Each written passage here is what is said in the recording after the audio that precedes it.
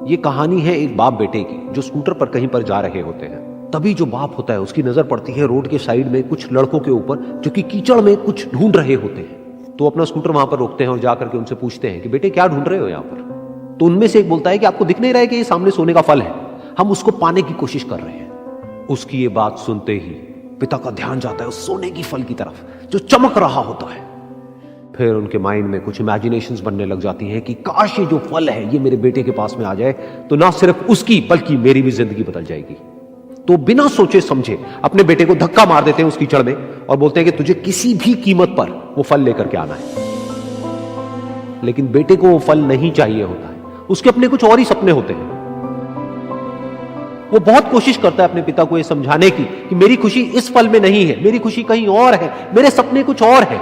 लेकिन उसके पिता उसकी एक नहीं सुनते हैं। वो उसको धक्का मारते हैं उस कीचड़ में और बोलते हैं कि मैं तुझसे पूछ नहीं रहा हूं, तुझे बता रहा हूं कि तुझे वो लेकर के आना है। तो वो बेटा भी अपने बाप के सपने को सच करने के लिए अपनी पूरी जान लगा देता है और पूरी कोशिश करता है कि किसी तरीके से उस सोने का फल उसके हाथ में आ जाए। लेकिन जैसे जैसे वो हाथ पैर मारता है उस फल को पकड़ने के लिए, वो और नीचे धंसने लग जाता है और फिर जाकर के उसको समझ आता है कि ये कीचड़ नहीं है, ये दलदल है।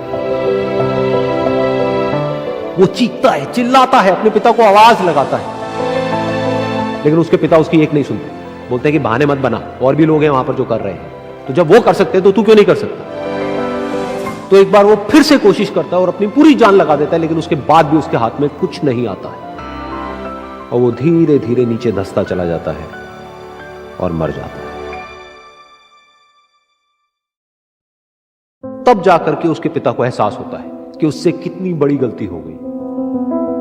वो वहीं बैठ करके रो रहा होता है, चीख रहा होता है, चिल्ला रहा होता है। तभी वहां पर एक साधु आता है और वो साधु उस आदमी से पूछता है कि तुम क्यों रो रहे हो। फिर वो आदमी उस सोने के फल की तरफ इशारा करते हुए उस साधु को अपनी पूरी बात बताता है और बोलता है कि इसमें मेरी क्या गलती है, मैंने तो जो कुछ भी किया अपने बेटे की खुशी के लिए किया। तो वो साधु उस फल को ध्यान से देखता है और उस आदमी को कहता है, जिस सोने के फल की वजह से तुमने अपने बेटे को गवा दिया, कम से कम एक बार ध्यान से उसकी तरफ देखा तो होता कि वहां पर कोई फल है भी या नहीं। ये सुन करके उस आदमी को गुस्सा आया और उसने कहा कि सामने तो दिख रहा है फल, आपको नहीं दिख रहा क्या। तब वो साधु उस कीचड़ के ऊपर एक पेड़ होता है जिसकी तरफ इशारा करते हैं और बोलते हैं कि वो जिसे तुम देख रहे हो वो उस फल की परछाई है, असली फल वहां पर उस पेड़ के ऊपर है।